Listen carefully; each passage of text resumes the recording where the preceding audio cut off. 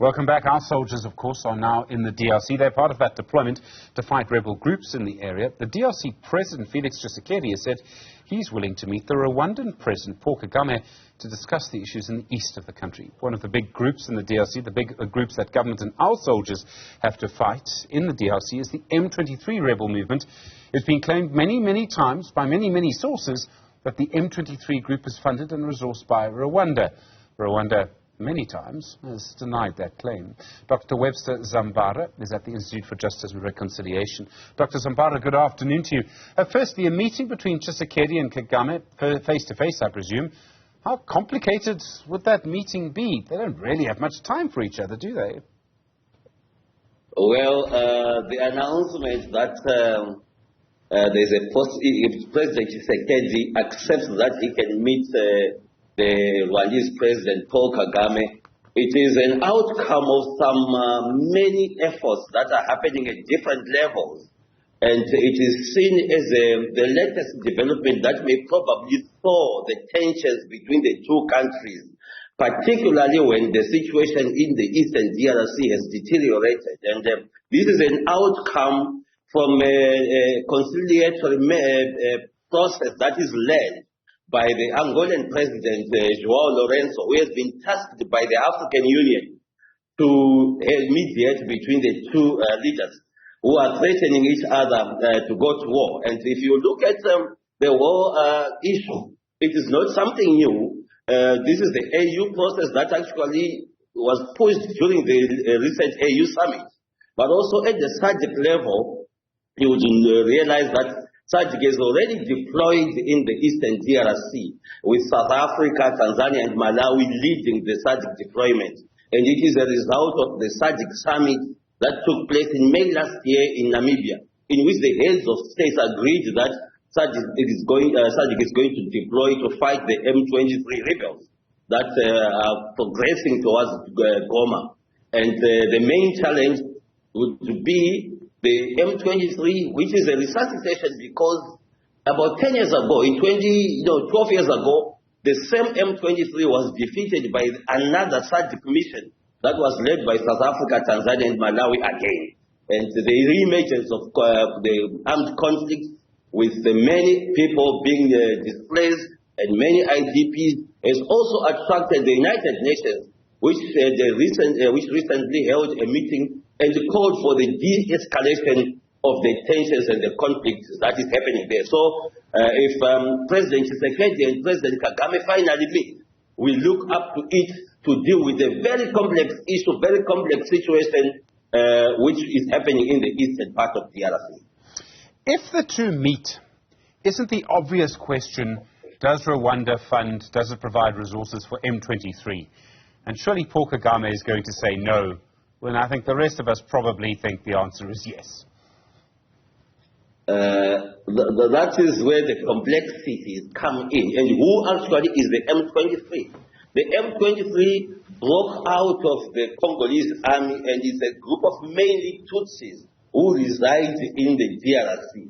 And because they are Tutsis, ethnically they will be linked to Rwanda. To the Tutsis in Rwanda. And the allegations that they are backed by Rwanda have been disputed so many times. But, well, you and I would go by the narrative. The Americans are saying it, DRC says it, France says it, and so far it would be the Paul Kagame's words that we are not funding them against Tshisekedi and other countries who say you are actually supporting them not only militarily but also in terms of human resources.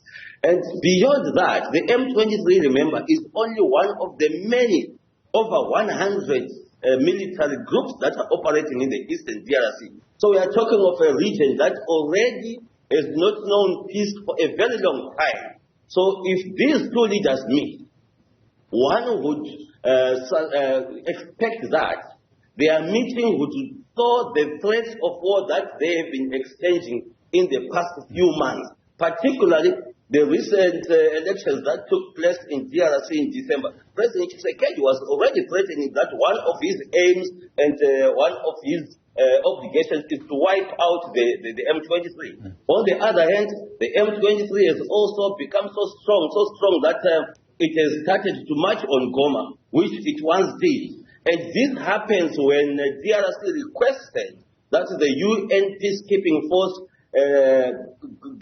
leaves DRC by December, which complicates the whole situation in the country. And that also motivated SADC to intervene so that there would not be a security vacuum when the United Nations peacekeeping force leaves. We've had, as South Africa, our own difficulties with Rwanda. Their former spy boss was strangled to death in the Michelangelo Hotel in Sandton.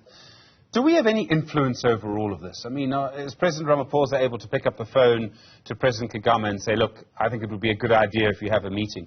And I think we all know President Kagame is very much, in English they say, his own man. He'll do what he wants to do.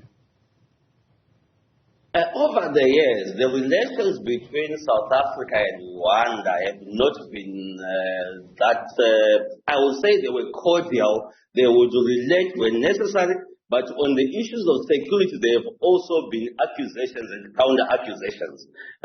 So when you find people being assassinated in South Africa and it being looked at as President Kagame following his enemies into South Africa, it would certainly raise the issue of diplomatic, a certain level of some friction.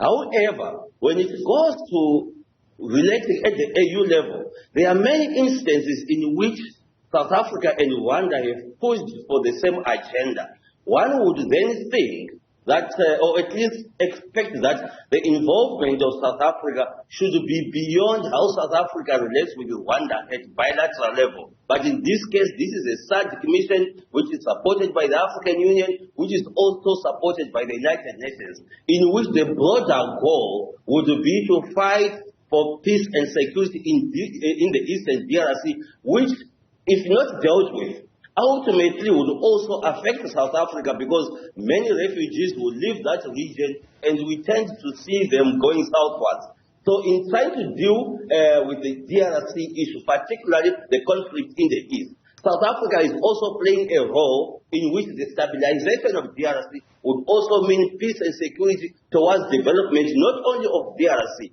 but also of Africa as a whole, because a peaceful DRC is also a progressive situation and something that will push for development of the African continent, particularly from the Great Lakes point of view. Dr. Webster, Zambara, thank you very much indeed. So much more to talk about. The history there is so intertwined. I really appreciate the time.